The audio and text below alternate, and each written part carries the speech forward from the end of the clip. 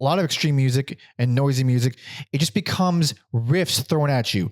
It's hard to grab it into a song unless you've heard it a bunch of times. Mm-hmm. This, on first listen, I was like, oh, that's that song. Being able to recognize crazy extreme music off of like the first listen is so rare.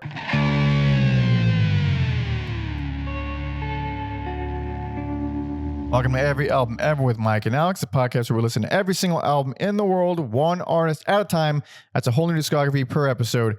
And today we'll be discussing every album by the Dazzling Killmen. Hell yes. My name is Michael Mansour, and I'm joined as always by my dual-shirted co-host Alexander Volch. Say hello. Fresh out the Lamb of God Mastodon tour. Amazing. If you have time to catch it, but maybe not. Maybe it's over by the time this episode comes out. I don't think I've ever seen a split band shirt like that.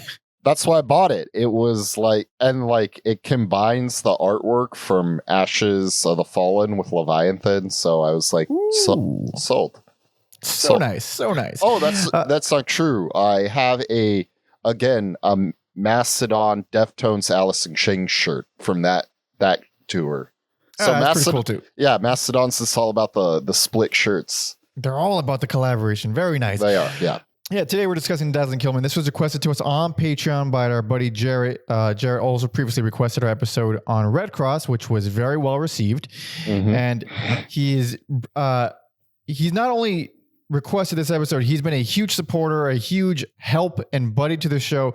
He so much so that he got Tom, our history guy, you should all go support and follow. He got Tom in touch with Nick Sakes, the singer of Dazzling Killmen, as well as Mark Fisher, the guy who started Skin Graft Records.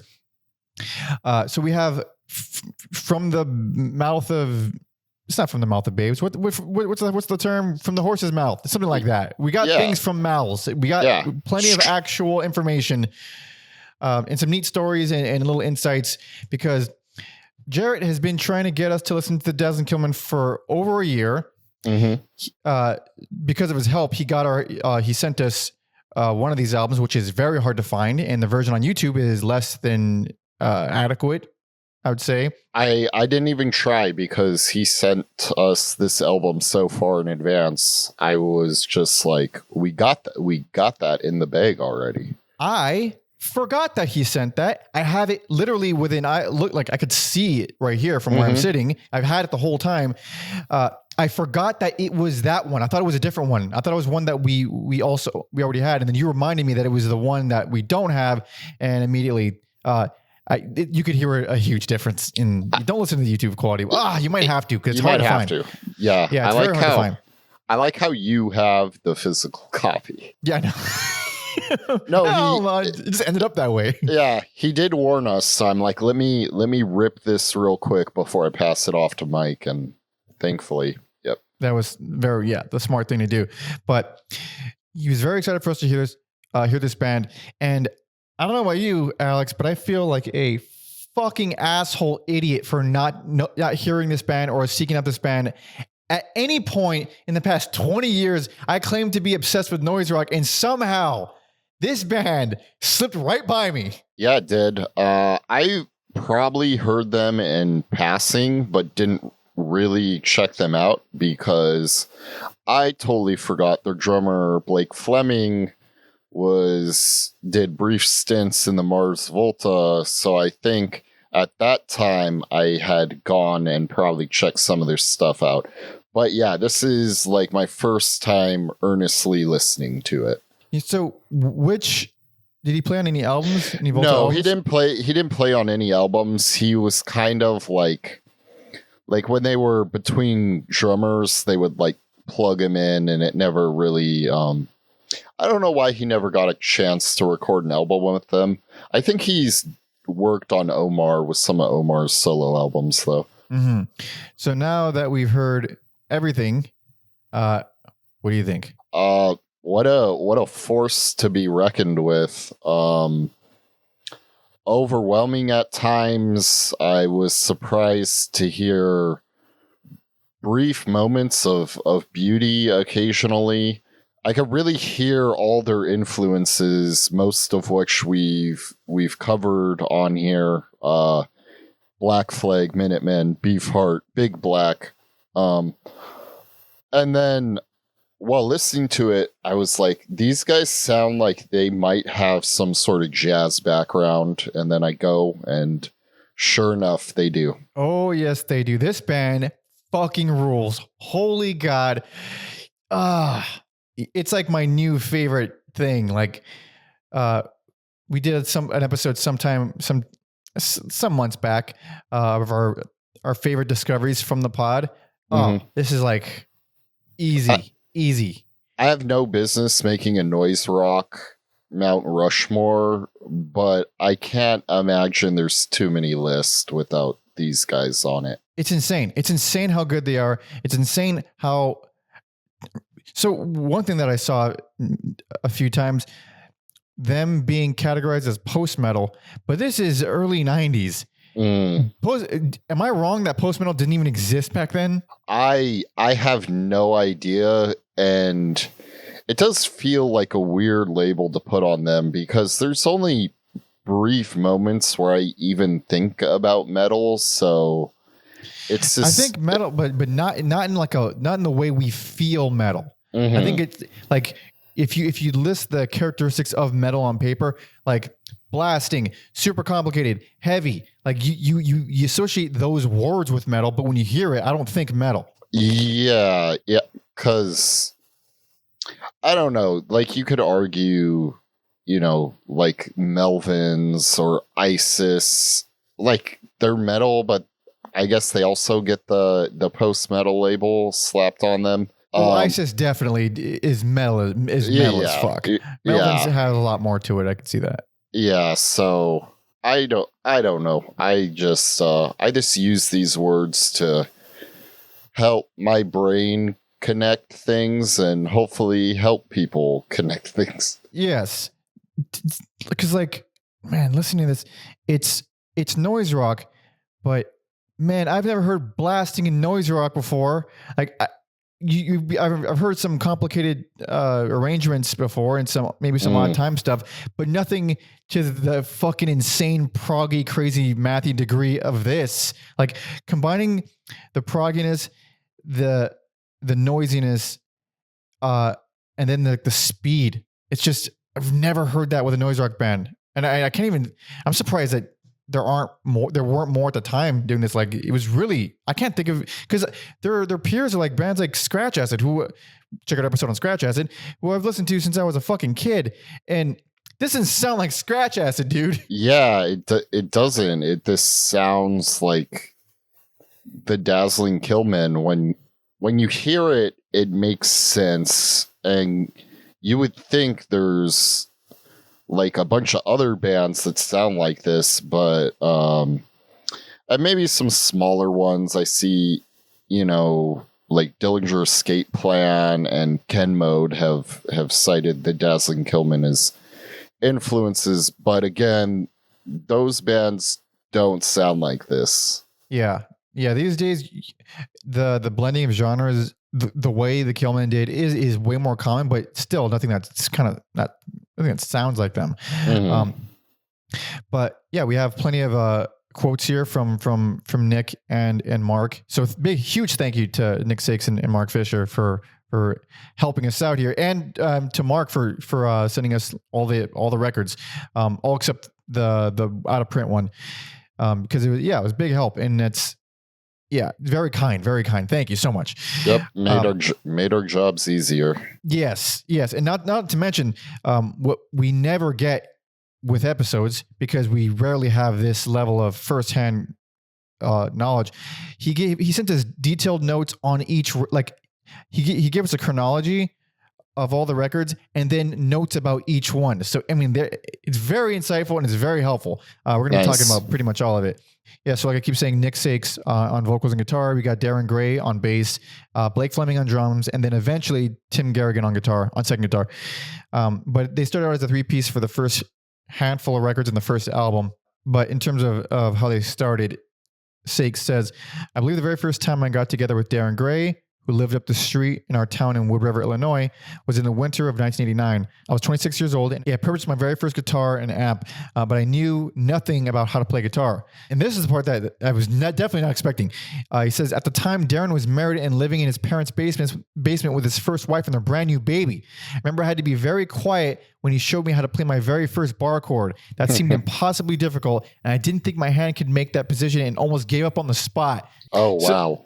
So not only was Darren like an accomplished bass player and was teaching Nicks, he was married with a baby. I was not expecting it at the big. I thought these were like kids. I had no idea. Also, 26 is kind of like late in life to pick up an instrument. I mean, surprisingly late, especially when you think of underground music and like, you know, crazy, wild, alty music. Mm-hmm. Yeah, it seems, it's actually kind of nice. It reminds me, not that I want to make everything about swans in the world, but I know they started when, Michael was in his like late 20s, maybe early 30s. I think late 20s. Where it's like, there's like, this is a few cases where it wasn't just a bunch of children doing it. Mm-hmm. He says, before this, I'd been hanging around with local bands in my area in Illinois on the east side of the river from St. Louis, Club Zero, Culture Shock, which was Darren's band at the time, is not the English band, and Uncle Tupelo and Jeff Tweedy. Jeff Tweedy of Wilco is a surprisingly big part of this band. I was not expecting that. No, of course not. Why would you be expecting that? It's insane. I once went to a Wilco show just to watch the Roots. Really? I was like, I don't care about Wilco. Word on the street is they put on a great show, but I want to watch the Roots. So, did they put on a great show? It was pretty good. Not my cup of tea, but yeah. Fair enough. Yeah, I've heard very little. I was fine with it. I know the people who are fans are like diehards, and I'm sure I'm going to get lynched for saying that, but we know, whatever. That's what else is new. He goes on to say, I went to their shows with them, helped carry their equipment, drank and partied with them, etc. I saw how they did it. At some point, it seemed like something I could do. I was also promoting hardcore and weirdo band gigs like Scratch Acid, Blast, DRI. Hey, check out that episode. 7 Seconds, first concert I ever went to, or the first concert I chose to go to and wasn't taken there, or some sort of weird festival type thing. SNFU and others. I was deep in this world now. It seemed like destiny was set. Blast. That's a band I have not thought about in a good while. Neither have I. I don't even remember who they are. Very like skate-driven band from Santa like Cruz, no shit. Yeah. Yep. Nick Oliveri, Joey Castile. Joey Castile. Holy. Yeah. Oh wow. Before fucking Queens of the Stone Age. Yep. SST, Southern Lord. You know, those are labels we like here. Indeed, man. I forgot about that. So he started writing riffs with Darren, and they were just pretty much doing that together in their basement hangouts. And then Nick says the way they brought Blake in was Darren was going to a local community college, taking some music classes, and he mentioned this incredible kid drummer he played in jazz combos at school, and that was Blake Fleming. Hey, can you play with us? I asked. Darren asked, and Blake was into it. We grabbed an empty classroom at the college, set our equipment, and that first song we started was pure lightning magic. Wow, that was a huge moment in my life. Dude, you get put in a room with just a psycho, not even just a psycho drummer, a psycho whatever the instrument is, and it's like, it fucking knocks you. I mean, it's happened a few times in my life. I'm like, God damn, yes. Yeah. And then, what a gift to like first stab at starting a band, and he gets this. Fuck. I mean, not just the skills, but like the creativity and open-mindedness to get weird with it. Because I've met plenty of talented musicians who stink at what they want to play. Like they just play a bunch of just average shit. I'll do a bunch of fills. That'll make the song interesting. It's like, not always. Sometimes it's the others, whatever. I'm being snobby, but this is interesting also, which I'm glad he put here. He said, I would like to talk about something I don't hear a lot about, and that's money. Starting a band costs money. I had a smallish inheritance that I used to buy us equipment, recording time, the van, press the first 7 inch myself, all of it. It certainly wasn't trust fund baby level money, but it facilitated things. I think a lot of bands have that source of income and don't mention it because it might ruin their cred or something. I could be wrong. Very interesting. No one talks about money or like how they got money to do this thing. He is absolutely correct. I think there's a lot of, especially these days, rich kids trying to pass themselves off as indie bands. I just know one is not gonna say it. Not gonna Don't ask how we know that. Also, don't ask. Don't ask. I just know a lot of them are full of shit, and yeah, they want to pass themselves off as living these interesting lives, and they're from rich families. That's the thing of like wanting to have the romantic lifestyle of being poor and being an artist without the pain of it. But you don't get both. I mean, you got to have the pain, or I mean, something has to be sacrificed. I've said this about a number of things with a number of people. If like something has to be sacrificed. If it's maybe it's your time, maybe it's your sleep, maybe it's your food, maybe it's your I don't know, whatever your little vices are. I mean, something has to go. That's just like the alchemy trade-off of it, I guess. That seems to be the case of nature. I don't know. Just like, I don't know. I wish people could this be cool, but that's not the world we live in. No. And it makes me curious about how a lot of bands get financed anyway. Not so much of like, hey, I bet you have money, you're just not talking about it, but of like, well, what is your day job? Like, I'm curious of what job you have to go to that you don't want to go to just so you can do this thing. Because there's a whole fucking ton of that. I'm lucky enough that I like my job, but it does take up a lot of time. And like, I can't, it's hard to squeeze everything in when you have a job, no matter what it is. For sure. I always thought it was cool. This singer, Greg Graffin from Bad Religion. I don't know if he still is. I know he used to teach at UCLA though. Oh, interesting. Even when he probably didn't have to anymore, but yeah. Sometimes it's not about money, man. Sometimes it's not about money. So Tom asked Mark Fisher his first exposure to Dazzling Killmen because they're on they're on Skin Graft. Skin Graft has a fucking ton of great bands on there too. Mark says, I didn't really know any of the members prior to the band. I'd seen Nick at punk and hardcore shows in St. Louis, and I'd seen Darren's previous band, Culture Shock. Dazzling Killmen arrived on the scene pretty much fully formed. By the time they played their first show, they already had the Numb bottom feeder 7-inch pressed, which Nick self-released, and were selling it at shows. Most bands would sort of arrive on the scene half-baked, play a few gigs, figure it out. The Killmen just seemed to drop out of the heavens fully formed, but they kept growing and evolving. Yeah, I got that when I finally heard the very first single. I was expecting something rough and like garagey and just kind of. I wasn't expecting the tightness and like. I mean, they really did. The first thing they put out, they were already super fucking good. Yeah, I think they definitely get tighter as in their short span. But obviously, yeah, they got chops out the gate. I wasn't really sure what I was expecting, something kind of noisy, but this was just a unique band. Extremely. There's also some notes from Skin Graft's website, a bio on the Killmen from the Skin Graft website, which was written by Mark Fisher. Very thorough and very helpful stuff. Apparently, before Skin Graft Records, it was Skin Graft Comics. It was a comic, which is not what I was expecting when I was thinking of the label at all. Tom says it was started by Mark Fisher and friend Rob Sires. In high school, when they were given the green light to create a zine as part of an independent study art class the two had signed up for with the intention to use that time drawing comics. They started this comic and then it slowly became a record label, which is very interesting because if you go to the Bandcamp and purchase the singles, the earlier singles, which you should all do, it comes with the comics that were released with the records. Yeah, it's very cool. I love comics. I love music. These guys are like living the dream, producing both. It seems like. Yeah, it's super fun. It's like the dream of a teenage kid in the 80s and 90s and stuff. Yeah, or, a 37-year-old me. Well, we're from the age before the internet where it was very fun to think about that stuff. So yeah, from Mark, the way he described it, he says, my friend Rob and I started self-publishing a zine called Skin Graft Comics back in 1986.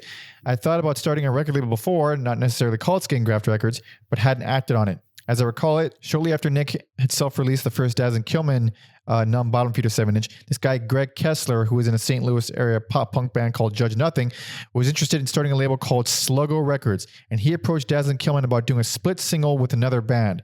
I'm pretty sure that it was Greg's idea to include a booklet of some sort with the 7-inch before I was even approached. Because I'd been doing comics in a Skin Graft zine, Nick came to me after a show and asked if I'd be interested in doing a comic for them for that booklet. I said yes, and then I got more involved and put up half the money, handled the printing of the booklets once I moved to Chicago, etc. So I called my half Skin Graft Records, and Greg called his half Sluggo Records. It was a split label release by two new labels. Greg and I both went our own ways with our respective labels after that first release. The release that he's talking about is the, what is it called? The Mother's Day Killing Fever split. So Mother's Day is I was super confused. I went in blind, and it was very jarring to me. It's Mother's Day is a band. Killing Fever is the song. So the split is two songs from Mother's Day, which are Cop Movie Disco and Seaman. And then Killing Fever is the Dazzling Killmen song. Okay. Yeah. And so that comes with, I had a fun little comic attached to that one as well. But so just to go give like a brief rundown of what we've talked about so far, like the chronology of it. So the first record was 1990. That was the numb and bottom feeder 7-inch. And that's what they were selling at shows right from the start. In 91 was the Go Slim Torture 7-inch, which was put out on Crime Life Records. We're going to hear it on the last record we're talking about, but it's almost jarring hearing this production style compared to the albums because they're songs that will get re-recorded for the albums, but they're very, very different versions. Mm-hmm. And then in 91 also is the Dazzling Killmen Mother's Day split. Apparently Mark wanted, so next is the actual first album, and from the Skin Graft Records website, it says shortly after the first 7-inch single was released, a French noise label, Intellectual Convulsion, asked the band to record a full length. The band originally planned to have Butch Vig record the session that would become Dig Out the Switch, but he quickly removed himself from the list after hitting it big with the success of Nirvana's Nevermind. I see that. Jesus what a crazy trajectory that would have been to work with the Killmen instead of Nirvana. I know. Well, that was the thing though. Like Butch was doing all the same bands that Steve did. They kind of came from the same camps. Mm-hmm. They would do I think they both did Killdozer Records if I'm not misremembering. Mm-hmm. But they both shared a lot of bands. It's just that Butch happened to do Nirvana and Nirvana happened to take over the world. This is a crazy. It could have just as easily been Steve who did that first. Who did That's Nevermind? True. That's true. It's great. So wild, but. He goes on to say, second choice Steve Albini turned out to be the right choice all along. In May of 1992, Dazzling Killmen made it to Albini's house where he had masterfully designed a studio in the basement and a control room in the attic. Steve's homey studio would later record the majority of Skin Graft's early full-length releases, from Mount Shasta and Breeze Glaze to Shorty and Melt Banana. I probably pronounced that wrong, but I've not heard Breeze Glaze. Neither have I. Also, Mount Shasta sounds more like a extreme skateboarding thing than what I'm assuming is I'll just say alternative rock band. Yeah, I have not heard them. It's a hell of a name. I haven't heard them, but I have heard that name thrown around a lot. I won't do any fucking digging right now. Mount Shasta for another day. But there's a lot of history here, and we have more insights about this first album. But might as well start talking about the music finally. Yes. We're going to be discussing 3 full lengths today. There's 3 full lengths, but every single thing the band put out, minus 2 live tracks. I think the only thing we've not heard that was recorded by them are 2 live tracks, which I'll talk about when we get to it. But first one we're talking about came out in 1992. Last one, technically 1996, but it's a compilation of everything, all the earliest EPs, everything. So it's a nice, full-rounded, brief discography, but full discography. I'll say that. All right, you ready? I am ready. Hell yes, this is 1992's Dig Out the Switch.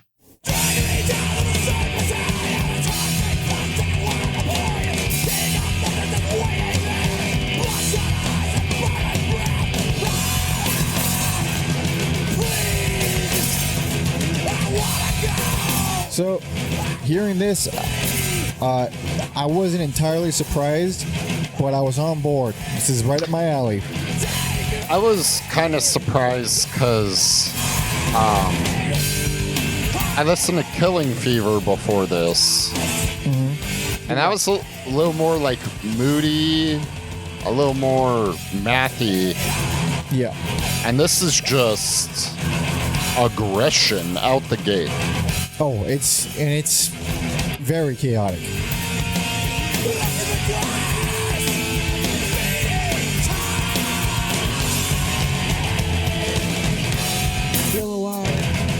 Great chokes, super tight, but still very, very gnarly and very chaotic. Sees you. So yeah, that kind of like took me off guard, but you know, it sets the table for the rest of the album. Yeah, so we listened to the records basically chronologically. We listened to the Mother's Day split before this. So yeah, Killing Fever from that one, which we're going to cover that on the last record. But it definitely is not this. This is fucking nuts. I mean, this is it's noise rock, yes, but it's way more wild and hard to contain. They feel a lot more rabid. And a lot of it's really hard to follow. It is, well, their music's just dense and complex. There's no way about it. I definitely felt taken out after both albums. It's a lot to listen to, but you know, I did it. This one feels more punk driven than the next one. This I could really hear the punk more so than the next one.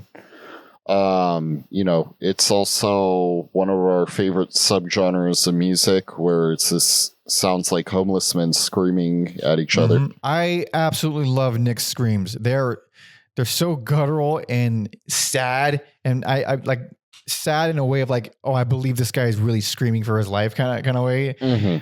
You really feel it. But these arrangements are fucking nuts, man. I mean, Jesus. Like dig the whole, which I mean, some of the drum stuff here is just, incredible. I mean, good God Almighty. Yeah, it's like at one point it's like a surf rock tom beat, but it's like on crack or something. I was also not expecting the bass playing to be the star of the show either, although, you know, with that history with the bass player teaching the guitar player, it makes a lot more sense now. Oh yeah. So yeah, like I love the bass line on most of these songs. The bass lines are incredible. They're really busy. I was reading another interview. Where the hell was it? It might have been in the liner notes of the second album. I'm forgetting, but where Darren was being very humble, saying that the only reason why his bass lines sound so good is because the drumming is so good.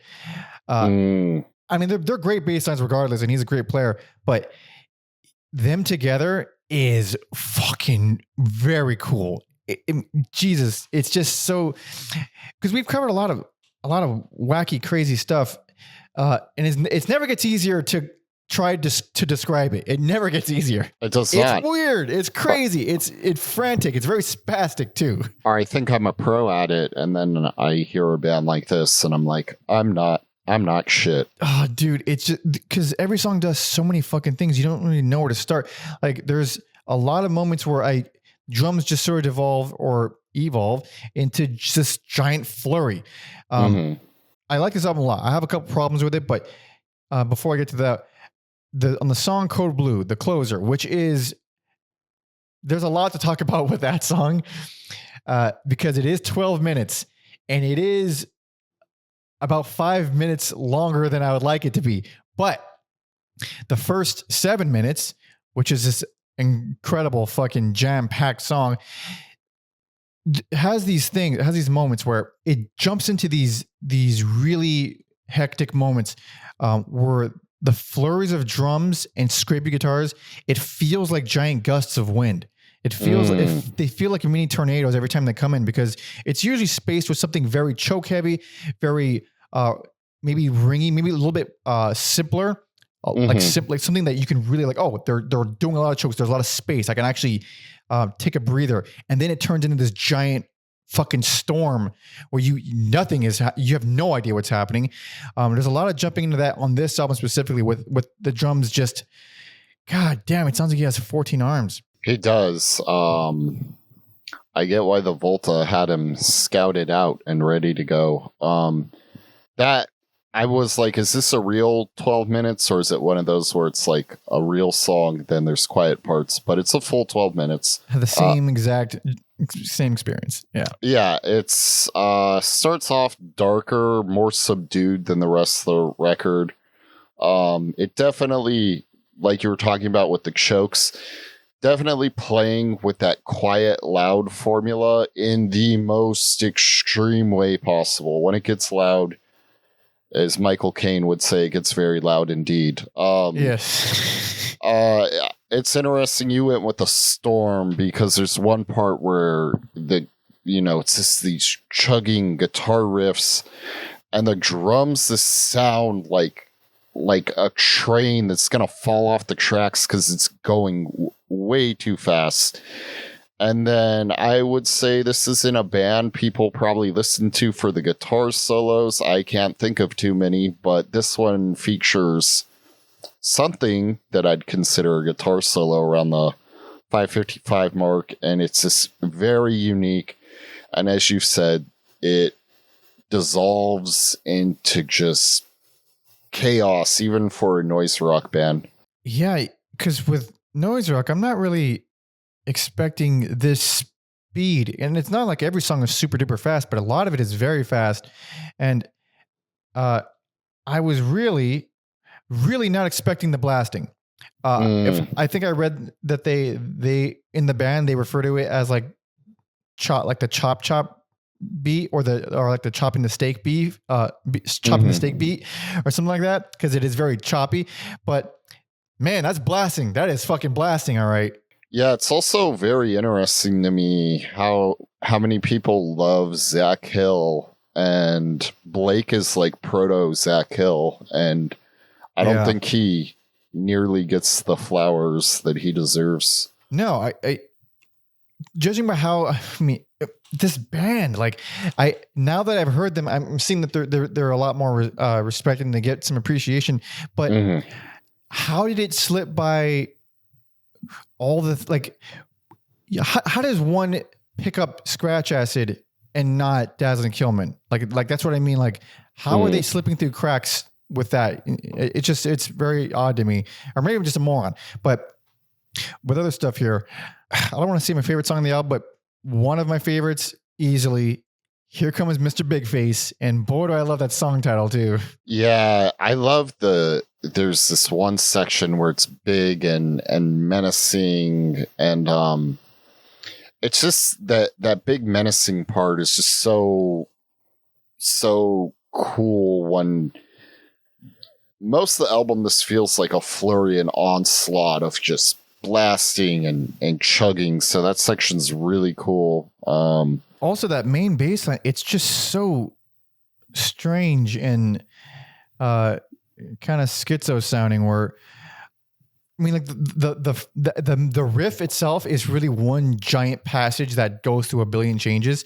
But it's just, you know what, I might as well put it on, because this is not an easy album. This is the album, by the way, that Jarrett sent us, and that is very hard to get a hold of. It's been out of print forever. You can find a version on YouTube, but the quality isn't quite as good. But this bass line is just always stuck in my head. Listen to this.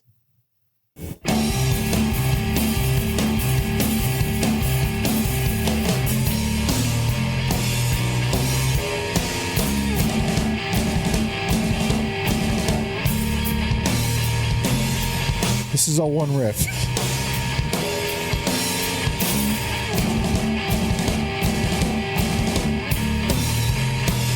That's one. That was one. Good luck counting that. God, it fucking rules.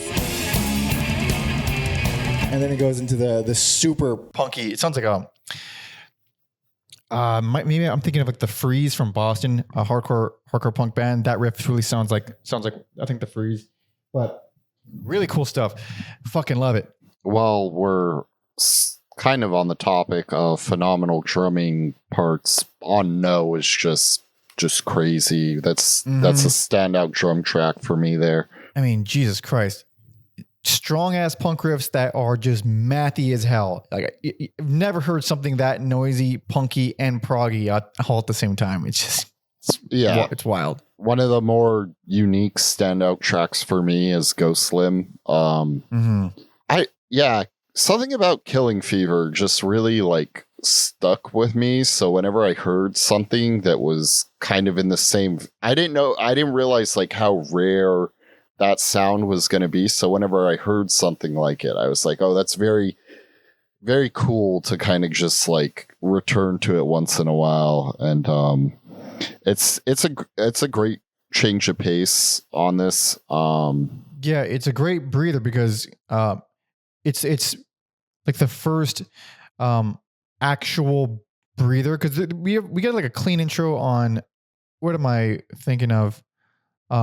Premonition has an intro with clean guitars, but it very quickly goes into craziness. Go Slim, it starts out clean and quieter and softer, and we've been conditioned to think like, okay, all right, where's the jump, where's the turn, but it fucking doesn't. It takes its time. It's a slow gradual build, and it's a total change of pace from the rest of the album. It's a good pacer. Another one of the best songs on the album. Yeah, that opening riff on Premonition is so cool. It's one of those riffs where I'm like, why can't it be longer? But I get it. Yeah, I felt the same. But man, when it goes bonkers, it has these jazzy kind of hushed Second Trust sounding little moments, or at least like Surviving You Always Second Trust, where it's jazzy and strange and wild and noisy. But goddamn, drums are, I mean, I can say the drums are amazing on every song, but yeah, they are, but they're also good on that song. Yeah, whatever. Yeah. Torture is very cool because I think in terms of variety, the bass is doing the most and the most different things throughout each song. This one's a little more evil and sinister, and it's just like really nice to have. Well, the guitars are just punishing you. The drums are crazy, and then you just have this bass be this anchor, and it has this like uncharacteristic prog rock outro as well. Wild bass line, man. It's a demented fucking nasty bass line. It's so good. It's one of my favorites on the album. An easy favorite from this album. Hits so much hard. It hits so hard. There are like two other versions on another album of this song, like just different recordings over the years. They all rule. I love them all. This song is just fucking amazing. I don't know. I feel like we talked about Bottom Feeder, but no, that is okay. Maybe with this, that's some of the like greatest unhinged noise stuff in the great but limited noise rock I've listened to so far. Dude, it has like this big plucky Faith No More sounding bass. Check out that episode. But it's slow. It's a little bit slower, a little bit more groovy. The screams are fucking amazing. There's a section with like these rolling toms, and Nick losing his fucking mind. It's very entertaining. So the only song I have a problem with is Numb. You could tell it's an older song of theirs. Because on here it's not long by any means. It's like 3.5 minutes or something, but it feels long. It's the only song that drags for me. And it's also unusual because you're hearing it following songs like Torture and like Reactor and whatever. No, but it's not as it doesn't switch it up as much. There's a lot of moments where it just kind of hangs on one thing. Like the outro is very, very long relative to the length of the song. It's not a bad song by any means. And there is a version of it that I do actually like. So it just ends up being like this version of it that I don't like so much. But it's also second to last song where it's easily hidden. I don't mind things kind of dragging at that point in the album. But then we get Code Blue, which like I said before, the first 7 minutes are fucking amazing. And then 5 minutes, the remaining 5 minutes is a lot of dicking around. It's a lot. It feels a little bit more intentional than just random dicking around or like jamming, but it still goes on for 5 minutes with just pure chaos. And that is a lot by any metric. It went by surprisingly quick for me. It didn't bother me at the extent you did. I was just kind of liked what I liked from it. I was like, oh, it's over already. That felt painless for some reason. Well, that's a much nicer and more optimistic way to feel about it. Because the song part is fucking so good. Yeah, because I've listened to every album by Swans. That was child's play. That was nothing. Yeah. Fair enough. Yeah. Every song here is good. It sounds like a debut, but it does still sound a lot more formed and a lot tighter. And it's also a completely unique style. I mean, maybe nowadays we've heard plenty of things that blend genres like this, but in 1992, I did not know that there was this much progginess in noise rock. Like I've never listened to noise rock and thought proggy. But this is most definitely. I would agree with that. Yeah, it was delightful. It was absolutely delightful. But apparently, the band didn't think so. They did not find that delightful. They don't agree with most of the things we just said. I don't think, because there's like interesting backstory to this record. So Tom asked Nick, he said, how close did you come to recording your first album with Butch Vig? And what difference do you think it would have made to the experience and the album if you had worked with him? And Nick said, very close. I wanted us to record with him because he was more known to me than Steve Albini. I love those Killdozer, Laughing Hyenas, and Detroitson albums he recorded. They sounded amazing and huge. And he was within a day's drive in Madison, Wisconsin. We lived in the St. Louis area, about 300 miles away.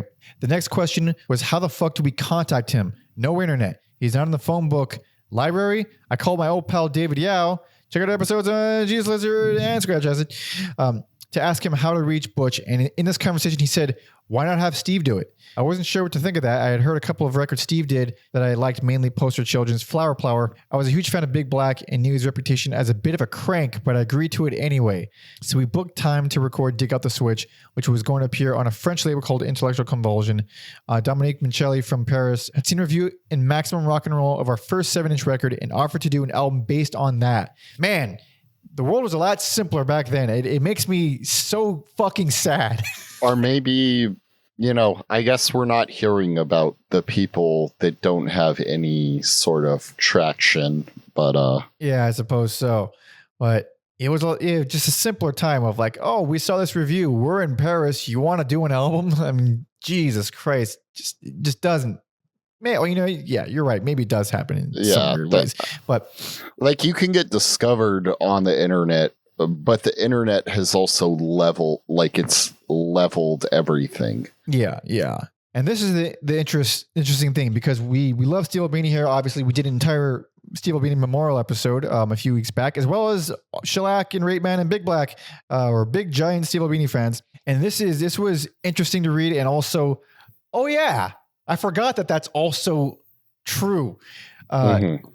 So Nick says, this might not be something I should admit, but I kind of wish we had gone to Butch. Dig was recorded in one day, all of it, one long day. Wow. And this is the crazy thing. I get tracking it in one day. If you fucking hustle your ass off and you don't do multiple takes, you can record the album in one day. Recorded, mixed, mastered, one day. All insane. of it. Insane. He goes on to say, Steve seemed a bit checked out during the whole process and didn't seem to be too sympathetic that this was our first time recording an album and seemed tired and annoyed. That's the truth. I think this was back when he was in his original cranky, venomous Steve period. At some point, he seemed to change into the loved version of himself. At 2 a.m., when we loaded our van and set out on the 5-hour drive home, Darren and I popped in the cassette of the finished album in the van's trusty boombox. Blake was asleep. We listened to it without saying a word. After it was done, Darren popped out the tape and looked at me, and I shook my head, and he threw it out of the open window of the van as we drove down the highway in silence. We hated it. Wow. Dude. Wow. I was speechless when I first read that. Yeah, it's probably just like, it's a hellacious thing to do and then drive back. That's a lot. I can only imagine the pain of the 5-hour drive that followed. He says, it was such a dark, horrible moment, such a huge disappointment. We practiced so hard for that and we just choked during the recording. I disagree. I think it's a great album. I think it sounds awesome. I don't even know I don't know what the fuck.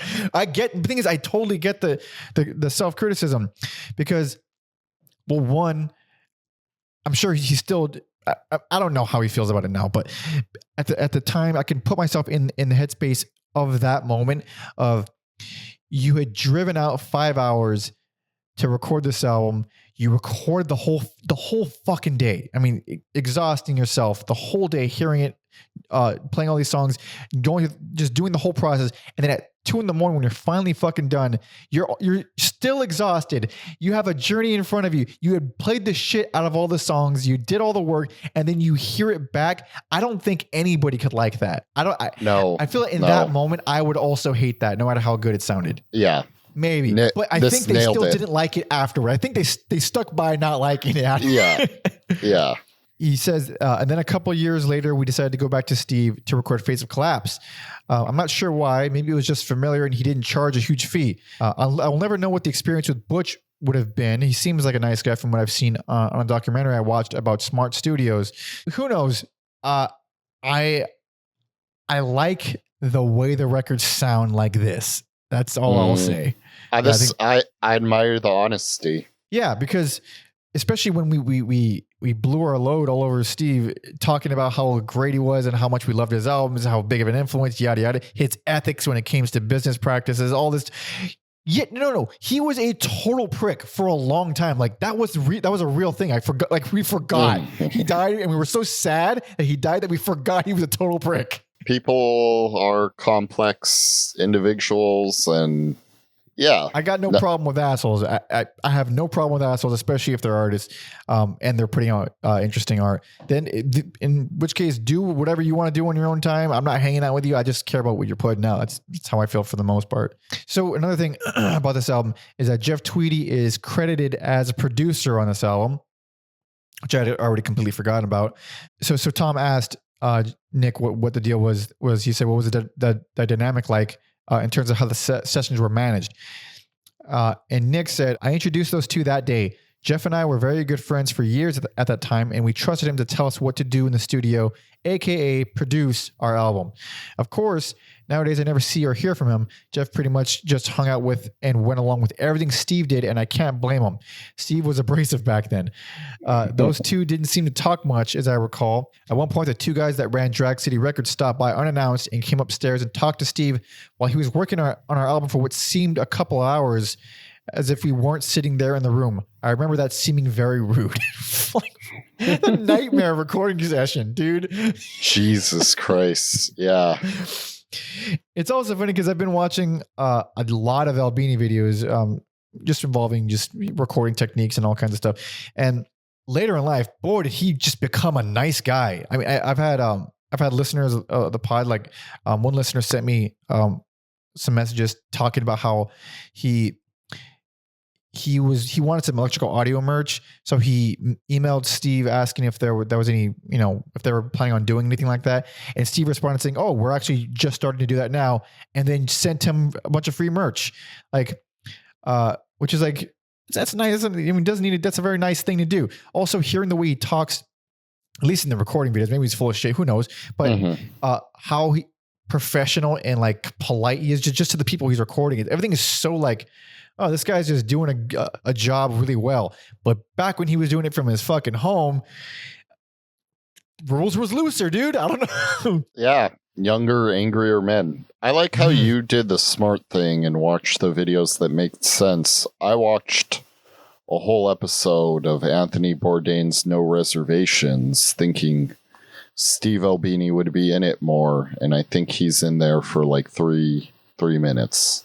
So I didn't even know that existed. What were they eating? Some kind of like, I think they went to deli in Chicago and they got these like extravagant sandwiches. It looked cool. That sounds pretty great. I love me some delis. You live in the wrong state to like delis. Believe me, I know. No. I am not happy in the state. I don't plan on being on the West Coast forever. That's for sure. But from Skingraph's website, it says shortly after the recording of the LP, the band recruited guitarist Tim Garrigan into the ranks, who was another local jazz student, more jazz background. There it is. And with this, the Dazzling Killmen sound was completely fulfilled. The Intellectual Convulsion record took some time to be released and was actually beaten to the streets by Skingraph's second release from the Dazzling Killmen, the Albini produced Medicine Me Pop Tone 7-inch and comic set. So those came out next. The Medicine Me Pop Tone 7-inch, that came out next. And we're going to get it on the last record as well as some of the early stuff, but that's the first thing with Tim. And it's a jump. It's a fucking jump. Yeah, it is. It also took me way too long to realize that Pop Tones was a pill cover when I love the original, and I just didn't recognize it at all. It's been too long since I've given them like a real listen, mostly because of this podcast. Yeah. We will do a pill episode at some point. They have a lot of albums. It's been on the list forever. I believe they came out with an album last year too. They did. Yeah, I listened to a little bit of it. Yeah, I mean, and the first two pill albums are just absolutely legendary. But it says, as the band continued to gain notoriety, tour, and maximize the addition of Tim to the band enlisted David W.M. Sims to make a live recording of the new full band, playing many of the songs from the first LP. The live sessions were released as the Lounge Acts cassette, sold only at shows and via Skingraph mail order. I don't know what that even means, where they get the bass player from the Jesus Lizard and Rape Band to record this live performance, and it ends up sounding amazing, because that's fucking crazy. Because we're going to talk about the Lounge Acts thing again. I keep teasing the last thing we're going to cover, but all of it's compiled on there. But Tom asked Nick, how did Tim Garrigan come to join the band, and what did he add aside from obviously a second guitar? Nick says, Tim was a fellow music student that Darren and Blake met at school. They were in various jazz combos together there. He added another layer of melody and color to the songs. He and Darren wrote many of the songs on Phase of Clouds together when they were roommates for a time. So yeah, might as well move on to the next album. I'm actually glad how thorough this episode has been, because it kind of is my penance for missing out on the band for so long. Also, no one can say anything to us. You can't say shit to us. We went straight directly to the source. We went to the source. We went deep, baby. We listened to fucking everything. If you hate us, it's because of our dumb opinions, not because we're bad at our jobs. Which are barely jobs, but not really. Yeah. Yeah. But you ready for the next one? Oh, I've been ready. Hell yes. This is 1994's Face of Collapse.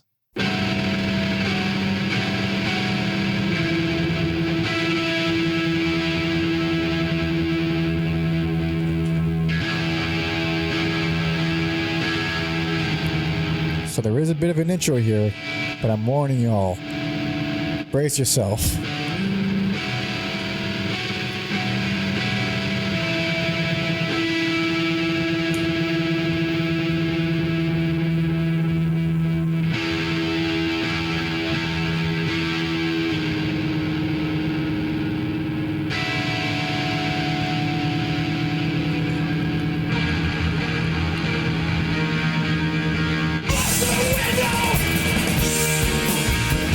Oh, those bass lines already.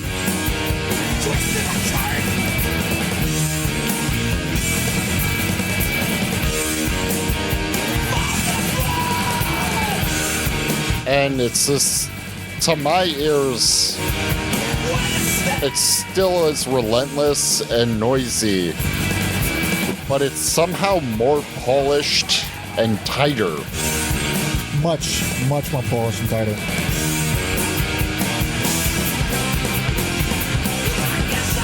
God damn. Everything sounds so even too. It's so well produced. I mean, the first one was well produced, but this is like really well produced.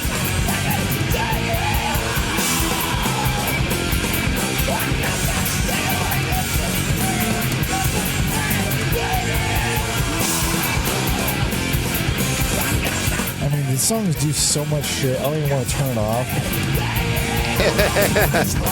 God damn. It's so satisfying. So damn satisfying. Man, obviously best personal favorite. Yes, obviously best personal favorite. This is going to be a very simple episode with our picks because there's also not a ton to choose from, but no. When it's like 3 albums, it tends to be very cut and dry with our best and worst picks. But Jesus Christ, man, this is amazing. Like, this is amazing. This is unreal good. Yeah, it is. Man, yeah, like probably a game changer. Once I get a chance to breathe, I'll come back to this one. And then the blending of technical or math rock elements with the aggression. I feel like on the previous album, it was like they did one or the other, and here, and then Bone Fragments is where it stood out to me. They managed to do both at the same time. It's insane. Bone Fragments is, man, it's so, every song is so good, but Bone Fragments, man, like, I mean, it comes in with these heavy toms and distorted screams and this crazy herky-jerky riff, and then because it's so fucked up and deranged with these arrangements, these big hits come in, these big open chord hits that feel fucking majestic, and it's such unexpected arrangements, really good riffs, and the arrangements are basically Beefheartian. I read that at the time they were listening to a lot of Lick My Decals Off Baby, which if you remember from our Beefheart episode from literally 5 years ago, that's my favorite Beefheart album. And then at 2:10, it gets mad quiet. Husky, clean, and barely strummed guitars and spoken word vocals. And it's so good. It's so good. Yeah, my favorite part of the song is after that, where it's like this sleazy lounge music stuff. Yep. Really good. Yep, mine too. Really good. My Lacerations is crazy. It's quite the ride for only being a minute 30. I just played it back right after it was over. Oh yeah? Yeah, like, just, I was like, why isn't there more of this song? I should listen to, the album properly, but I'm going to go back one more time. Dude, it's great. Yeah, it's absolutely wonderful. That one reminds me a little bit more of something that would be off the debut, but with the addition of Tim and with, I mean, it's just, everything just cranked up. Everything is cranked up. The short songs are cranked up, and now we have a lot more longer songs on here.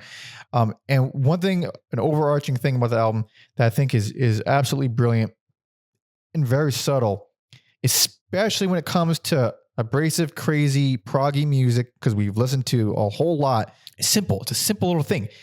They repeat the sections more. It's such a simple, like, why would you, like, you wouldn't even think about it sounds like a no-brainer. It sounds like I'm actually, I kind of feel like I'm talking on my ass right now because of how simple it is.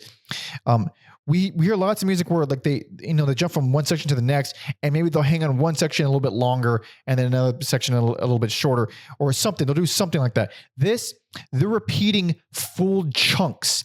So what it does, it doesn't just make the songs longer. It makes the songs longer, but it also it turns them into songs instead of just this onslaught of riffs.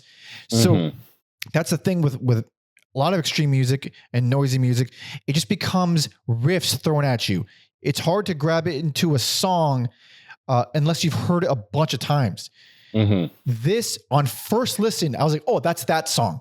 Being able to recognize crazy extreme music off of like the first listen is so rare for me.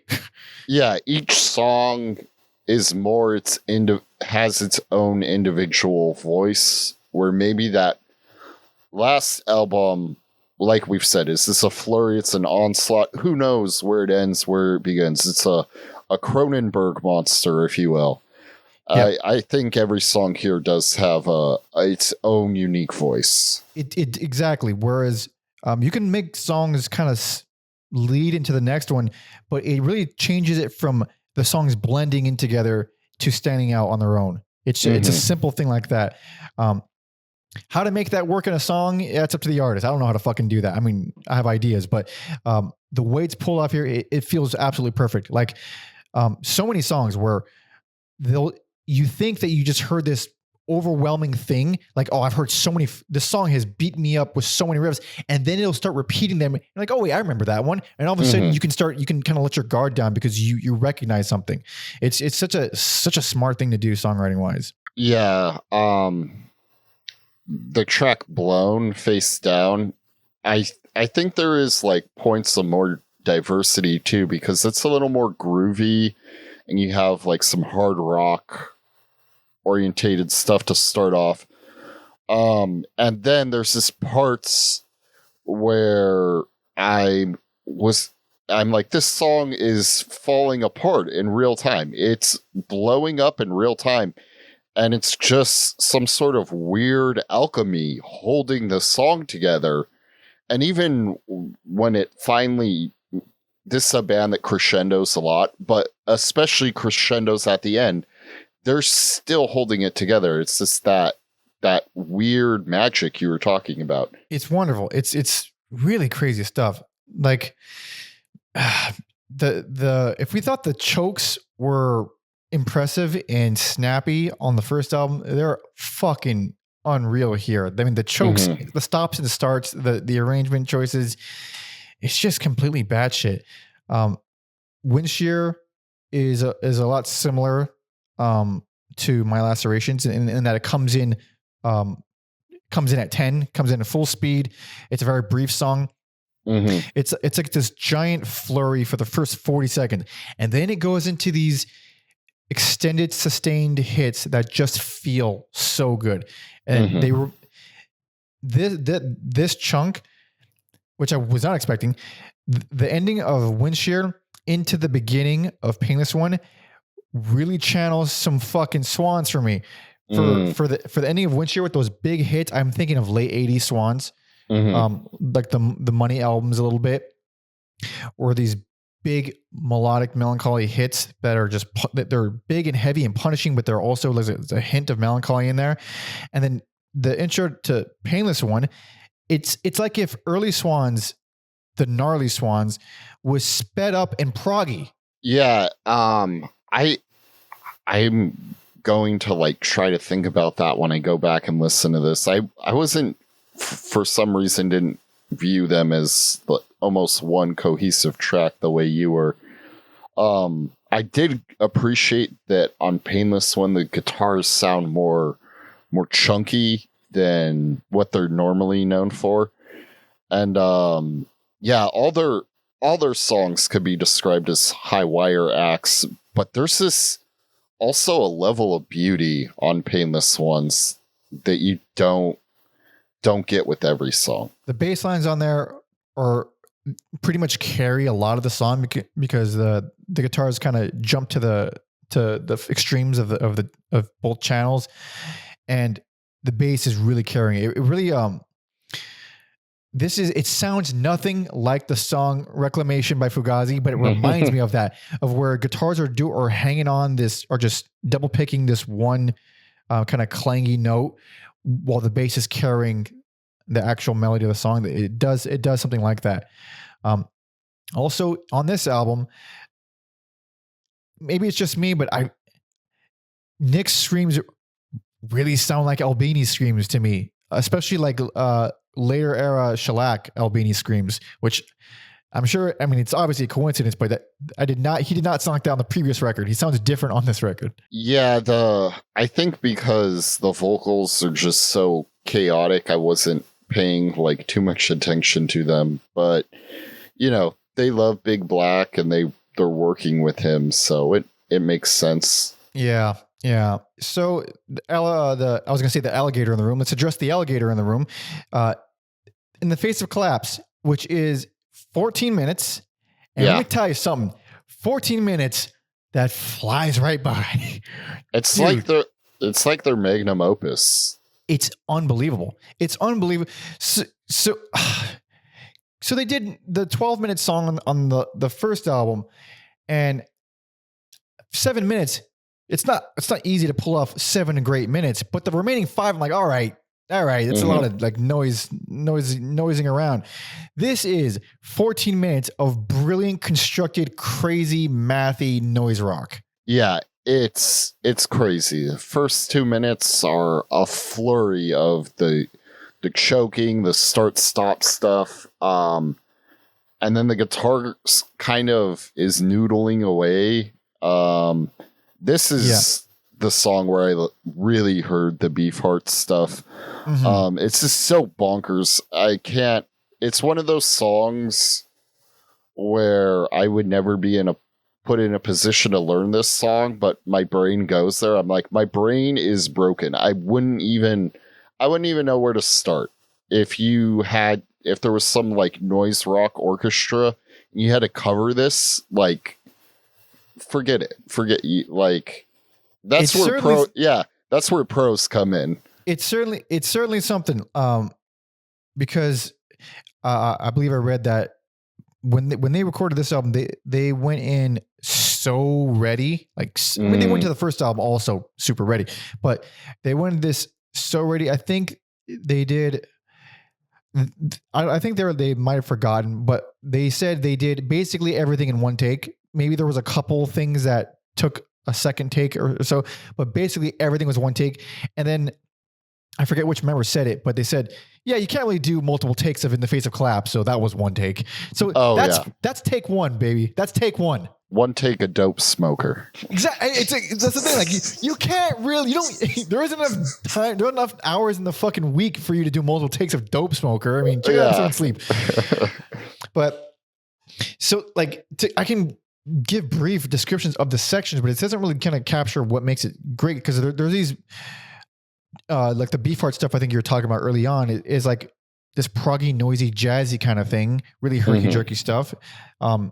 Drums kind of remind me of some Beefheart stuff, but I think also including some like blues riffs around like the 550 mark. That is also very Beefheart, like just throwing in some blues stuff. That is exactly what I was going to say next. Around 6 minutes is this bluesy. I was actually, I wasn't even sure if I should use the word bluesy, so I'm glad you said that because I wrote that. Because your ears hear blues, but they turn it into this math rock thing. They turn it into something listenable, yes.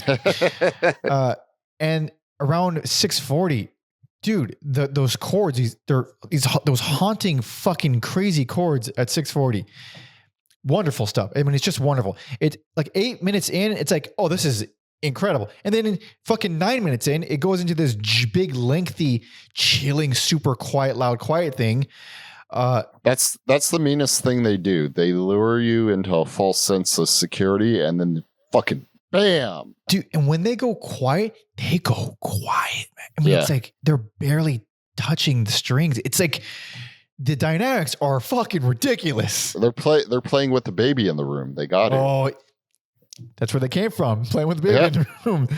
And then the outro is super gnarly. I mean, it's a brutal outro. So good. And then, so it gives you this fucking juggernaut of a 14-minute song. Clearly, you're exhausted and you want the album to end, right? No, you don't, because Agitator, the closer, comes on, and it's like my favorite song on the album. I was worried about I had some fatigue. I was a little worried about one more song. and then I was just like, it's phenomenal. It's amazing. Yeah. Phenomenal. And then it's also felt like a while since the bass was the star of the show. I think this album's very much a band. I think bringing in a second guitar will do that too, but it's very much the whole, like the band it's just all about the whole band. So being a fan of those bass lines on the first album, it was just really cool to be like, this one song, the bass is driving it, just like the first album. That's one thing. I'm glad you said that, because I didn't even think about this, and I feel like my there's glass shattering in my head right now. That's why there's two of us. Hell yeah, baby! Because technically three of us. That's true. Yeah. Shout out Tom. Back years ago now, when we covered Ferrocat and Medications. The only episode we did with two bands in one, because they're basically the same band, just one has more members. I mentioned on that episode, because we fucking love those albums, that I liked Ferrocat because I loved the bass and guitar dynamic. And then they formed into Medications. They added a second guitar player, and it felt like, oh, they just became one of the noise rock bands, or one of the post-hardcore bands with two guitars. So now the two guitars are playing off each other, and bass is holding rhythm. That is not what the Killmen do. Each member is distinct in their own thing. Two guitars are playing off each other, and bass is doing something separate that's also super distinct. It's like using your legs to continue a drum roll from your hands. That is my weird drummer way of phrasing it, where they're working together, but they're doing their own separate thing. Not so much that this arm is doing strictly this and this leg is strictly doing that. Yeah, that's also a very like jazz sort of mentality or form of thinking. Definitely. That's exactly where it comes from. But it fucking rules. It's amazing. It's a perfect closer. It's a fucking perfect album. I mean, Jesus Christ, this has like become one of my favorite noise rock albums ever. And I discovered it 20 years later than I would like to have. On the year-end list, you're gonna put this album and then Gospel, The Moon's a Dead Planet on the best 2024. Yeah. The Moon's a Dead World, yeah, absolutely. Dude, they're incredible albums that we discovered too late, and like they missed us. We missed them. I started following Gospel's socials on the off chance they do any show. The second I find out, I'm there. Yep, definitely. I totally. But yeah, so this is where some of the stuff is actually quite entertaining here. So this is from the initial press kit for Face of Collapse in 93, the end of 93, written by Randall Roberts. It says, Face of Collapse was recorded in September of 1993 in Chicago by Steve Albini and comes closest to capturing the density of their live shows. It is my lifelong dream that you will discard the unnecessary detritus. I'm so stupid. I can't even read that fucking word. I've never heard of that word till right now. We're gonna do a little bit of education right now and learn. It is detritus. Detritus. I pressed the little fucking thing. I don't know if it'll come up with the thing. Whatever. Detritus. Loose fragments or grains that have been worn away from rock. Disintegrated or eroded matter. Debris. There we go. Continuing, it is my lifelong dream that you will discard the unnecessary detritus in your life, including your geeky record collections, and grasp toward objects of true value, such as this, to carry down your path to fulfillment.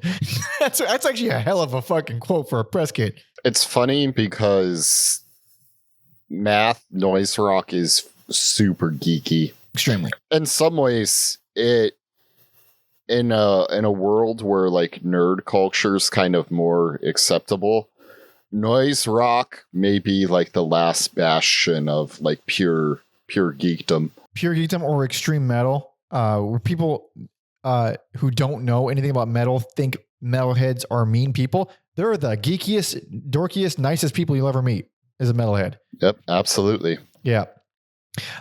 These stories from Nick are genuinely funny. There's stories about Steve during the recording sessions of this album that I fucking love.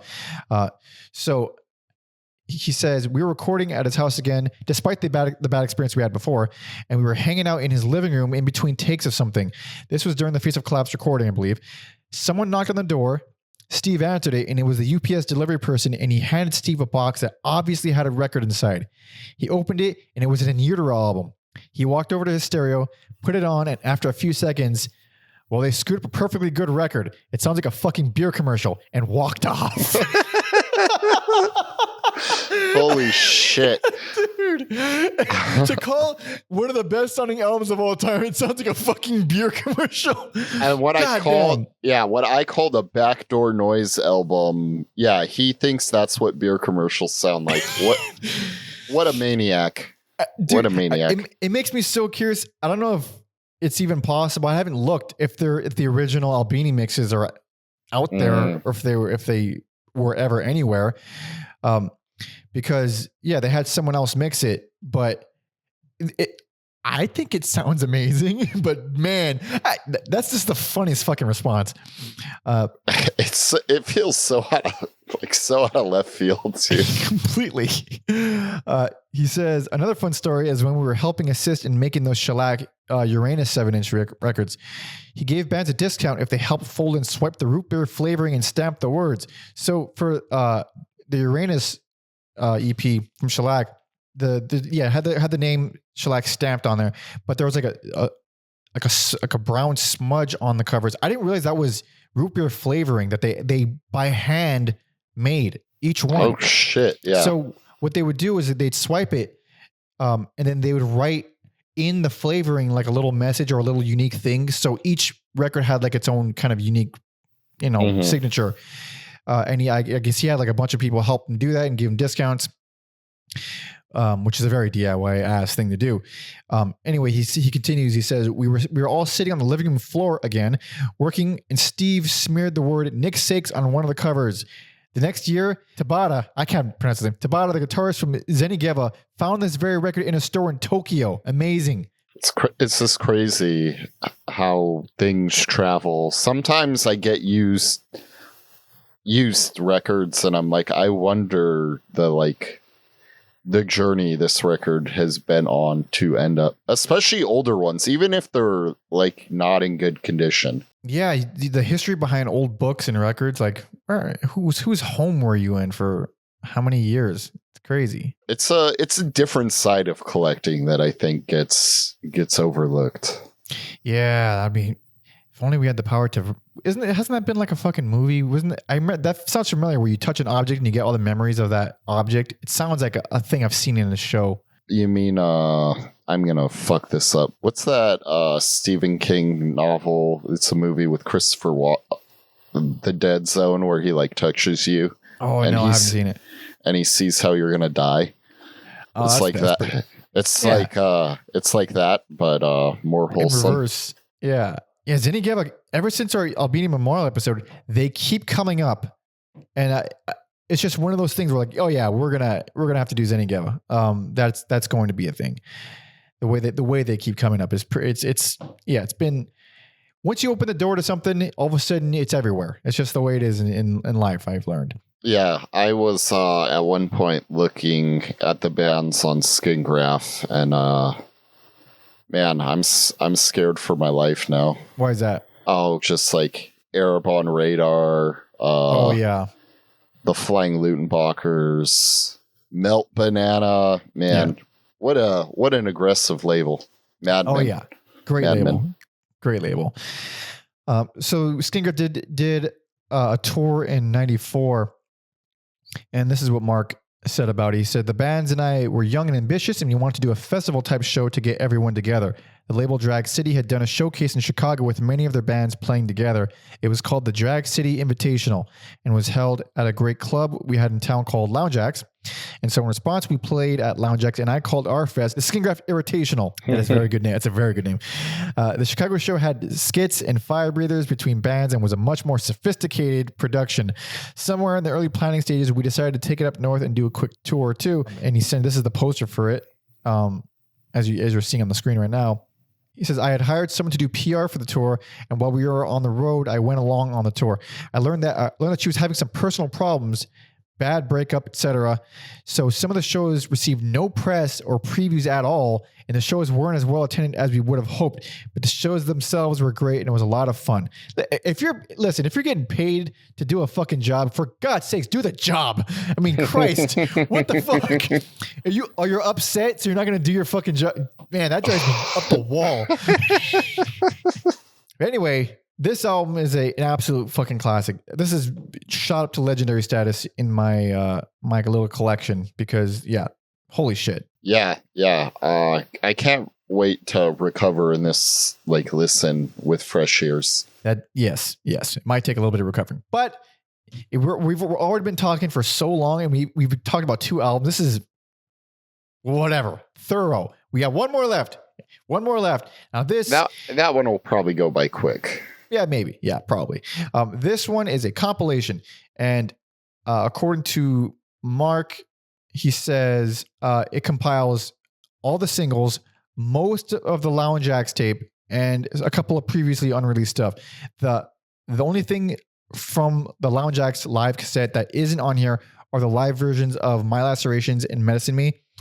I don't know for sure. My guess was that he didn't want to do any repeats because the record opens with My Medicine Me and My Lacerations, but there are repeats on there. There are early versions. So I don't know exactly the reason, but either way, it's just 2 tracks. Other than that, we have, all the singles, all the early stuff, all the early singles, and then the live, Lounge Acts live tape.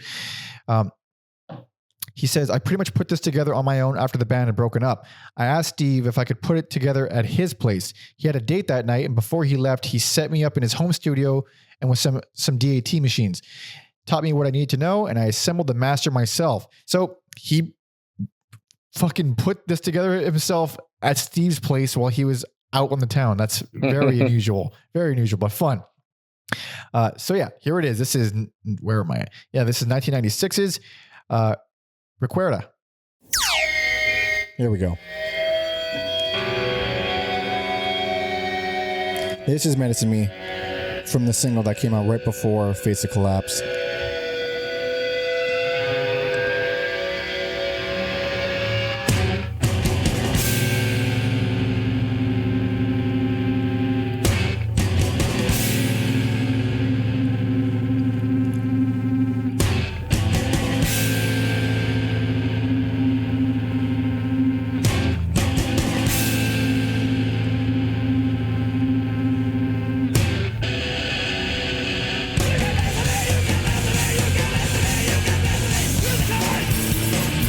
Oh, those bass lines. It's like full noise. Yep.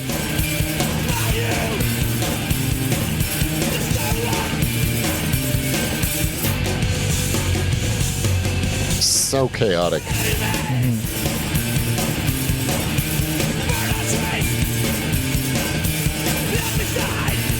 God damn, this sounds great.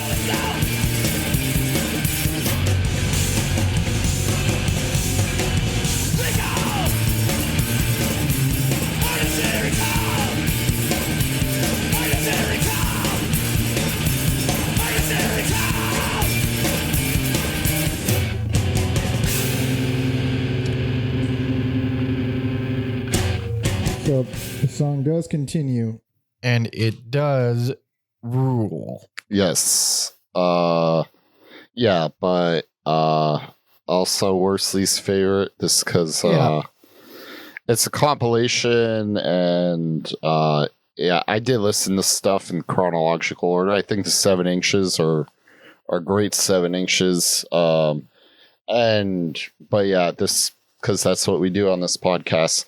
And then I was like, why are we what are the live track? These live tracks sound so fucking good. Amazing. I can't believe. So yeah, worst least favorite for me too. But this is a great comp. I can't believe how great the live tracks sound. If it wasn't for the clapping at the end, I'd have no idea they were live tracks. They pass off as like debut album material quality. It's just bizarre. Everything sounds so even and nice. There's a few moments or like few songs where it's like obvious. Okay, like the toms aren't mic'd super well, so the toms are super buried. But man, overall, like holy shit, I don't know what the fuck. Is David Sims like the live record guy? What the hell? It doesn't make any sense to me. We get the bass player from the Jesus Lizard to record this, and all of a sudden it's amazing. Yeah, it's so funny. Usually live albums are for like hardcore fans only, but in some ways you could argue this is the best place to start for people. This because it covers such a wide range of things. You kind of get the best of both worlds here. Yeah, there's a whole bunch. So it's not the comp isn't sequenced chronologically. It opens with the Medicine Me single, along with an alternate recording of My Lacerations, which I believe it was also recorded with Steve Albini. There's like a bonus version on the last album too. Yeah, on the special edition of Face of Collapse, all the first 3 tracks on here are the bonus tracks of that special edition. And the main difference I noticed from this version of My Lacerations to the one that made it on the album is a very tin canny sounding snare. It's still great, but I mean, I prefer the version that made it onto the album. But yeah, their cover of Pop Tones. I mean, I listened to the whole thing maybe twice and didn't realize it was a cover of Pop Tones. and now when I go back to it, it's like, oh yeah, duh. I mean, not even duh. Like the bass lines are the same, but everything around it is so different because Pillow is such a band where, at least on Metal Box or second edition, yeah, the way it's played is like the whole thing. Like it has killer bass lines, but it's such a specific groove based album. And you turn that into crazy, wild fucking noise rock with proggy elements. Yeah, I don't recognize it. Yeah, it's, I was like, this is kind of like bright and upbeat and could probably be a generic alternative rock song. So then it being a Public Image Limited song makes all the sense in the world because that's kind of what their songs are. They're just twisted a little. Yeah, on that album it was so dubby and bass driven, and kind of warped in psychedelic in ways. But man, what a great album that one is. But anyway, yeah, the live stuff. There's 10 tracks on here. Every song is from the first album, except Bottom Feeder. It's a reprise or something. And it's only 48 seconds compared to we have 3 different versions of Bottom Feeder. We have the 48 second version. We have the 2-minute version from the first album. And then we have the 6-minute version from the first 7-inch, which is also on this comp. The biggest transformation of in all their, in the discography of songs, that's for sure. I almost wonder if the band likes these versions better than the studio version. I thought about that too. What I was like reasoning in my head was maybe they didn't like it because something about who they were as a band, their actual intensity, what they felt in the room wasn't captured the way they hoped it would. And hearing this shit live, they are insane live. I mean, holy crap, they are tight. Yeah, that was the other thing that stood out. Like, I could see a band like this sounding like shit live, and it's just... I would accept it. I would accept it as like, oh, they're a fucking wild band. They're putting on a crazy show. It's insane music. It's about the experience more than like recreating it note for note. These motherfuckers, this sounds as good as the fucking record. I mean, it's crazy. Agreed. Yeah, it's wild on their part as well as whatever recording techniques they did. Also, I can't imagine, it was very expensive. Like every band would be so lucky to have their live album sound like this. I know. Following the live stuff, we get this little transition track called True 56389. It's actually very cute, really endearing. They got a group of Cub Scouts they're trying to teach a group of Cub Scouts to intro the band for a radio appearance in Chicago. And it's the kids just fucking around and like goofing off and not doing it right. And it's quite endearing. Yeah. It's,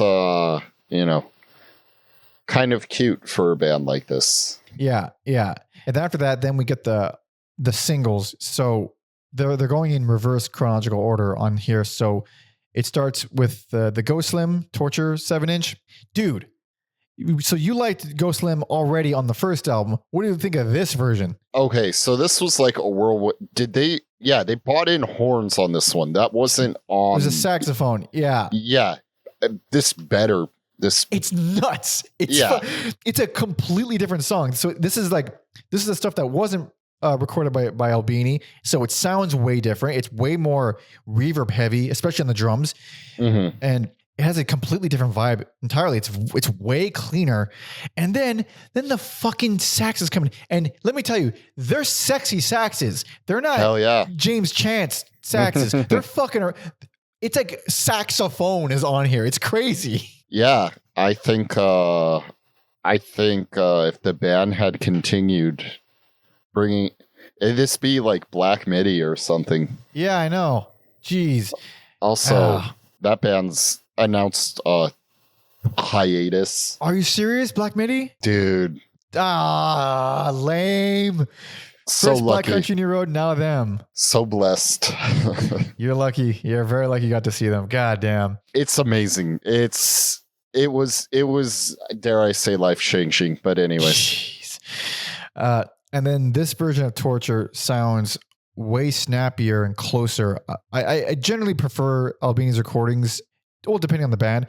For that song, even though Torture is one of my favorite Killmen songs and it's incredible, I do prefer the album version. Yeah, I just couldn't tell the difference. Like we said before, very like dense band here. Very dense. I just happened to, it stuck with me more just because I loved it so much. So I was listening to it a lot. You're really good at that. Even on bands where I'm like, I can hear the difference, but it's not make or break for me. You're like, no, actually it does A, B, and C better. It breaks and makes and breaks and makes. Then following that, we get Killing Fever, which is from the split with Mother's Day. Still great, of course. Yeah. Like I kind of went ahead, but yeah, that's just one of my favorite songs from them. And it's interesting that it was their first. Yeah, it was, the first song I heard from them as well. And yeah, totally unique style of noise rock. And from the jump, I loved Nick's screams. I mean, such a cool guttural style. After Killing Fever, we get the very first 7-inch, the Numb and Bottom Feeder one. And man, so this sounds the most different out of everything afterward. Numb, which I said was the only song I didn't care for on the first album. I like this version. Like I much prefer this version. For one, the guitar is drowning in chorus, which is a sound that we don't get on any other song ever. And it has a simpler arrangement style in arrangement style and flow, I guess, because I was complaining that it was this relatively simple song that dragged on a little bit compared to these fucking frantic, crazy songs that were, super engaging. Here, it just fits in, like the style, the way they're playing it, the speed they're playing it, especially. It all just kind of fits in really well. Yeah. I guess it is presented differently. It's still at the end, but it's also, I think having that break between Go Slim helps. Go Slim's pretty weighty, so. But this version of Bottom Feeder, yeah, this is the 6-minute version of Bottom Feeder. It gets shortened to 2 minutes and then it gets shortened to 48 seconds. It started out as 6 minutes. Unrelenting here. Dude, I'm not super big on it. This version has an intro by John Peel that Mark included that he had from I guess when they were featured on the show at one point. But yeah, it's like a lot of spoken word stuff over a very buried lo-fi production. It's a lot more jammy. And there's some really cool, wild bass and drum stuff around 4.5 minutes in, but much prefer the other versions after this. Yeah, it's I don't know. There's just something about the short versions where I feel justified, and if this feels right being shorter. This one in particular, yeah. The closing track is an unreleased song called Closet Creep. Apparently it was recorded around the time of the Go Slim and Killing Fever singles. Mm-hmm. Yeah, another complete change of pace. Slow, brutal, evil, sludgy. Yes. Some creepy white noise. Then it gets sludgy. Picks up some steam around the 3:30 mark. And then, if they weren't chaotic enough as it is, let's throw in some more horns. More crazy saxes. Now they're doing the crazy, wild, experimental saxes.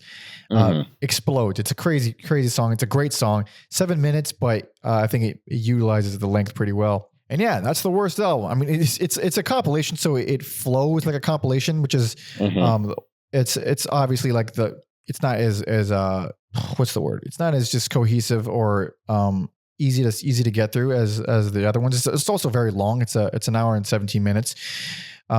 But yeah, it's got everything. It's a nice collection. I'm glad it exists in this package because the EPs are hard. It's always rough when a band has a bunch of really cool EPs, but how often is it that you're going to put on a record that has 2 songs on it? Also, with the first album being out of print, this is probably the optimal way to legally listen to these songs. Yeah, honestly, like I don't know if these live versions, maybe the live versions on this compilation sound better than the YouTube rip of the first album. On like, I'd be willing to bet that. Like, there's a lot of records that I love they're just singles, but I mean, you're never really gonna put on a single, so it's just handy to have it in this format, even if it doesn't flow particularly well because it's so choppy, which is just what comes with compilations, I guess. But yeah, if you ever feel like throwing on just the singles, this is perfect for that. But the albums, man, baby, the albums, that's where it's at. Yep, that's the bread and butter. Hell yeah. Following this, they broke up after the second album came out. As to why they broke up, Nick says a little vaguely, he says, I think a lot of it was too much too soon. We were all pretty young, or at least inexperienced, and the communication dynamics weren't the greatest. Just bad feelings toward each, I'd say. And then from the Skingraft website, the way Mark puts it, it says, though the breakup of Dazzling Killmen was ugly, with many of its members splintered and harboring resentment toward each other, today the band members have made amends and are all good friends. A nice ending to a great band. So if I had to guess, motherfuckers just being together for too long and just being exhausted. And for sure. Yeah, for sure. That is just going for, I would say, most normal people. That's just the way it goes. You're spending this much time with a person, fucking enough. Like, even if what you're making is great, enough. I'm surprised there wasn't some sort of reunion ever. Man, that'd be so sick. Yeah. Someone has to want it. Like, Jared definitely does. I know I do now. Yeah, especially, I feel like as time's gone on and more people have probably discovered the band. Mm-hmm. Or maybe I'm wrong. Maybe the sands of time are just doing their job. Yeah, that'd be great to see them, though. As for what they did after this, it says right here, while still playing in Dazzling Killmen, Darren Gray co-founded Breeze Glace, I will never understand how to say that, with Jim O'Rourke, and recorded the Yona Kit album with Zenny Geva's Kicking Knoll and the Breeze Glace ensemble. Dude, Zenny Geva, they keep coming back. I'm scared. Should I be scared? They don't have a lot of albums. The only songs I've heard are the ones that Steve did with Kicking Knoll. Okay. And one of those songs ended up becoming a shellac song later on. So I'm already very curious. But it says, upon the breakup of the Killmen, Darren and guitarist Tim Garrigan formed the anti-band You Fantastic with Darren's comrade in Breeze Glace, drummer and multi-instrumentalist Time Jones. I sure hope that maybe it's Tim Jones, Time Jones. These words, I'm feeling so dumb this episode. I can't fucking read. If his name is Tim Jones, that's pretty cool. Yeah, it's probably Tim Jones. And then Tom notes here, he says, I knew I recognized this name. This is the main guy from Cheer Accident, one of the bands that I mentioned in the Albini episode. It's a small world in underground Musicville. I do remember him bringing that up in our conversation in the Albini Memorial episode. Nick Six would move to Minneapolis and form another band. Klostermite initially followed the Dazzling Killmen formula of progressive math rock, but then evolved into a looser, more intuitive band. Klostermite would end as well. Nick now plays in Sickbay with Ed from Klostermite. If I'm not mistaken, yep, Ed Rodriguez from Deerhoof is in Klostermite. Yep. Same dude. Same Ed Rodriguez Ed Rodriguez from Deerhoof. They spelled it wrong on Wiki. They spelled his name wrong on Wiki because it's Wiki. But yeah, that's pretty crazy that they're connected to Deerhoof too. And Deerhoof and Wilco, very unexpected connections to this band. I think even the Mars Volta is a weird there's this no good connections for Dazzling Killmen Drummer Blake Fleming would go on to form Ladio Balaco, a Can meets Led Zeppelin quartet from New York who have released records on their own label, Hungarian. I'm glad they stayed busy because they're all so fucking interesting and talented. And good God, this band, they fucking rule. I already feel like Jarrett's I told you so's like going through his head as he's watching this right now because he really has been trying to get us to listen to them for a long time. Yeah, it's our schedule's crazy. Very packed schedule. But let's do a little recap for the both of us. Best personal favorite, Face of Collapse. It feels like a landmark noise album. And then worst least favorite, Recuerda. Although one of the best sounding live albums I've ever listened to, but it is also a compilation album of a lot of songs I heard in the lead up to it. Yep, same for me. Yeah, Face of Collapse is going to be, man, yeah. It makes me wonder, like, man, if I had found that when I was a teenager, along with like the Cheese Lizard and all that stuff. Oh, you would have shut up about it in at least 50 of these episodes. Yeah. I would have referenced them countless times. Dude, man. Oh, the missed opportunities. God. But thank you so much for listening and watching. Huge thanks to Jarrett for not just requesting this episode, but for helping us out, sending us the album, hooking us up with Nick Sakes and Mark Fisher. Huge thanks to Nick Sakes and Mark Fisher for giving us all their insights, for hooking us up with the albums, being so thorough with the history of this, because I really wanted to do it justice and not just kind of run through the albums, because if we did that, it would have been a very reasonably length episode. Instead, we spent 2 hours talking about 3 albums. So that's just the way it goes. Yeah, if you want to support us and hang out with us, subscribe, leave some comments, tell us why we're idiots. Like the video, talk some shit, do whatever you want. It's all good. You can follow me on all social media at PandaMonkey and Alex on Instagram at Every Album Alex. Please be sure to follow our history guy, Tom Osman, who orchestrated all this, who talked to the people, who gets in and out, does all this stuff. In a couple of weeks, he's going to have more for us to chew on. And I'm excited for that. I'm very excited for that. In 2 weeks, I believe, is going to be a nice big episode. But yeah, TomOsmanSounds.com for all his music and his podcast, whatever comes next, where he interviews a bunch of indie musicians. And you can find links to all of that in the description. Check out my EP from a couple of years ago, which I still like. I'm making music again. Yes, it's taken a while. Life is very busy, but yes, go check that out. Links in the description for that. And last but not least, patreon.com/everyalbumever. That's where you go. You get 2 bonus episodes a month. You get to see our schedules in advance, our many schedule updates. Sometimes I have to update it like a lot. We go through a lot of, everything is TBD in terms of our schedule. It's stressful. You get to join our Discord, be a part of our community, and hang out. And you could also suggest new albums from this year, and we can do singles episodes on those. If you're tier 2, then you can suggest a full discography for us to cover on these bigger, longer numbered episodes, as well as any episode for Patreon bonus episodes. So any album from any fucking random artist that you know we're probably not going to do an episode on, we'll do a bonus episode on that. Yes. Okay. So that's that. Closing it out, I got one song in mind. What's that? Agitator. Hell yeah. Hell yeah, that's the one. Yes. Also, So it's a reasonable length. reasonable length. Hell yes. So thank you so much for listening and watching. See ya.